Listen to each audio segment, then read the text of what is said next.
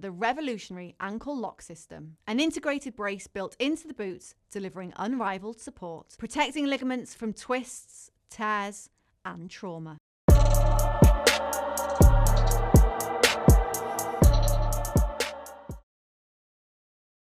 Cool.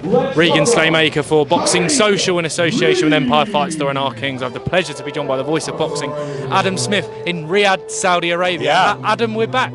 I can't wait for this weekend. I've been excited about it since July. The press conference in New York. Fabulous 4 fights. Incredible amount of victories. 7 unbeaten fighters. World champions. Stories. Characters. American stars, potentially British stars, a couple of our guys who could go home with a world title back to England. But really high elite quality matches, and I think it's the fight card of the year. I'm not working for DAZN this week. I've got the week off. It's been pretty relentless, but the Americans are doing this one. I'm back next week for Ben Whitaker. So I'm just here with the voice of boxing. Andy and I are here to get some content and enjoy what is, I think, the card of the year. Definitely, I couldn't agree more. Obviously, the UK has Nick Ball, Lewis Crocker and Fabio Wardley as world champions, but we've got the chance to add 2 more to our list. I mean, Anthony Yarde, Benavidez, Sam Noakes, Abdullah Mason. 2 massive opportunities for Yarde and Noakes. Yeah, 2 underdogs, but with 2 golden opportunities. Let's talk Sam Noakes first. Unbeaten, has done everything right so far. British, Commonwealth, European champion. He's looked really good. I think he's got underestimated feet, very fast hands. He hits hard, almost everything by knockout. But this is the acid test. This, I believe, is a step up. A lot of the Noakes team are saying, who's Mason fought? I think he's fought some good fighters, and I've loved the development of Abdullah Mason. Him and his brothers, I've kept an eye on him for a long time. He's under the watchful eye of Top Rank, who don't tend to make too many mistakes at this sort of level. They're very confident in their man. I had a lunch with Brad Jacobs and Carl Moretti today, and I think that they really think Abdullah Mason could become a superstar in America. He's only 21, he'll be the youngest world champion. So, look, I think it's going to be fireworks. I think it's going to be a very exciting fight. I can only see a knockout in that one.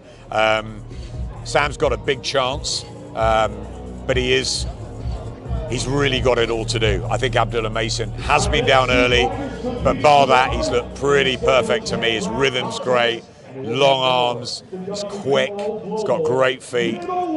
But that's what a World Championship's all about. 2 really good young fighters, and we're going to find out who's best. I can't wait. Definitely, and Anthony Yarde as well, Adam. Yeah, I mean, in my head, I think this would be the greatest away win of a British fighter. I mean, one of ever, I think. But he's up against David Benavidez, fair to say, but a huge opportunity for him. Yeah, Deontay Wilder, of course, being beaten by Tyson Fury in that second fight, Fury winning in Vegas. You go back to the likes of Lloyd Hannigan against Don Curry, Jose Napoles, obviously, John H. Tracy did him in Mexico City. Many great wins on foreign soil. Then in Italy as well. This will be a good one. I think Anthony Yarde deserves his opportunity. He's a lion, he's a warrior, and he's only ever lost at very top level. He did really well against Kovalev, I thought, at short notice to go to Russia and really rock him up in Kovalev's prime. Beterbiev, too strong for him, no disgrace there. Lyndon Arthur defeat was slightly worrying for Yarde, and I didn't think he was great in the 3rd fight, but we've seen what Lyndon did a couple of weeks ago, so we are talking in top company. Anthony will give it absolutely everything, that I have no doubt. I think David Benavidez is a really good fighter, so he doesn't pick them easy, does he? But he listen, again, he's in great shape. He's got Ruben Tabares in his camp. I'm a big admirer of Ruben, who works with Mars Lewis Skelly, works with Derek Chisora, of course. Used to work with David Hayes, one of the best fitness conditioners, nutritionists in the business. So Anthony will be in the best possible shape. He's got a great, wise, experienced double act trainer, manager in Tunde Ajayi. So they make a great team, and they'll give it everything. They'll have their tactics worked out. I wish him well. It'd be a great story if Anthony could do it at 34. But again, like Sam, it's a hard ask. Definitely lions in the camp indeed. Adam, I haven't got the chance to catch up with you after, another sensational atmosphere occasion. That was Ben Eubank 2. I mean, just your thoughts on Conor Benn's win and the defeat for Chris Eubank Jr. as well. I thought the atmosphere was phenomenal again. I loved the night. I thought the action was cracking. Cattrall, Echo Esserman, Adam Azim with a terrific performance. Ishmael Davis, what a great story, and a great effort from Sam Gilly as well. Mikey Talon on the card. It was a brilliant night, wasn't it? Richard Riakporhe as well, adding his name to the heavyweight division. Main event was never going to be like the first, I didn't think. I thought it was all about what Eubank had physically and whether Conor Benn could keep his head. Conor Benn was brilliant, executed a perfect game plan. His jabs were terrific, I thought. His body work, fantastic. The way he executed it and didn't get emotionally involved was magic from start to finish. Chris, I'm afraid the body wasn't there. He was flat, he was lethargic, he lacked it, he lacked snap.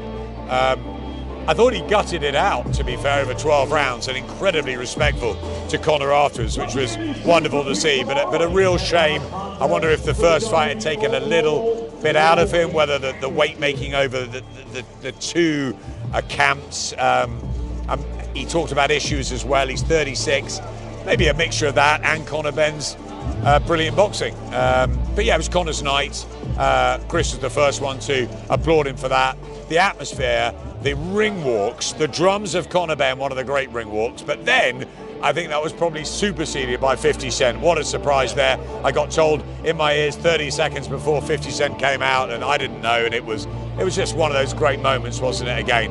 So yeah, look, another wonderful stadium show, a fantastic year of Eubank Benns and all the drama that went with it. And I think now we can move on with Conor and see what he can do at 147 or 154. He'll be here this weekend watching Norman and Haney, and what a fight that is. Yeah. That's a pick'em, and we'll see. Definitely, I think Puma Martinez, his fans have just started making a racket. I think we better go and join the Argentinians. But I'm a big admirer of Bam Rodriguez, so let's get out there. Definitely. Final one from me, final comment from me, Adam. Eubank as well. Obviously, he said he had issues in the build-up. The fight kind of didn't seem there was much in his legs. Conor was excellent. I wouldn't ask you if you think Chris should retire, but did it seem like a performance of a fighter who's probably on the way out? Look, he's 36 and he's had a long career. And I said a number of times in the build-up that I thought Eubank was favourite going into this if his body has held up through the journey, through the weight making, and through the savage first fight. Because I think actually, despite the fact he won it, he was more exhausted afterwards. So I think it was a mixture of that. He's talked about issues, other issues. We've got to wait and see. It's up to Chris what he wants to do. He's made a lot of money. He's a very proud guy. I think Harlem's said this week that he should have a rest. I think that's the right thing to do. Maybe he'll come back at super middleweight. Maybe he'll fight Billy Joe again. Who knows? There may be something left in Chris Eubank Jr. That's for him and his team to decide. He owes us nothing. He's been brilliant through his career, but he wasn't there really. He was there in mind, but not in body on the night, taking nothing away from Conor, who was punch perfect.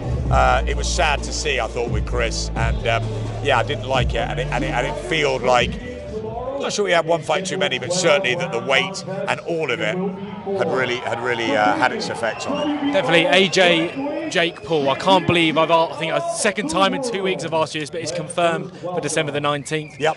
Crazy scenes in Miami. Press conference just now. Yep. What are your thoughts going into this one, Adam? Anything can happen in boxing. It's entertainment. It's a commercial business. Hats off to Jake Paul for taking the challenge. AJ, for me, it's a commercial decision. It's a ton of money. It's a chance for him to get active again after the Dubois fight, even if it goes 2, 3, 4 rounds. I think he'll control it. I think he'll win it. It's a bit of a smash and grab, and it's a massive, massive occasion. He goes with DAZN's blessing.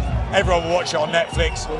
I mean, it's going to bring the younger generation into Team Joshua again, and let's see. It's a pre-Christmas workout for him, and a big 26 ahead for Anthony Joshua, I think. Definitely, I think so too. Adam Smith, thank you very much for your time. Make sure you check out all of our Adam's content and Andy on The Voice of Boxing. Cheers. Thanks, Regan. Take care, mate. Cheers. The revolutionary ankle lock system, an integrated brace built into the boots, delivering unrivaled support, protecting ligaments from twists, tears, and trauma.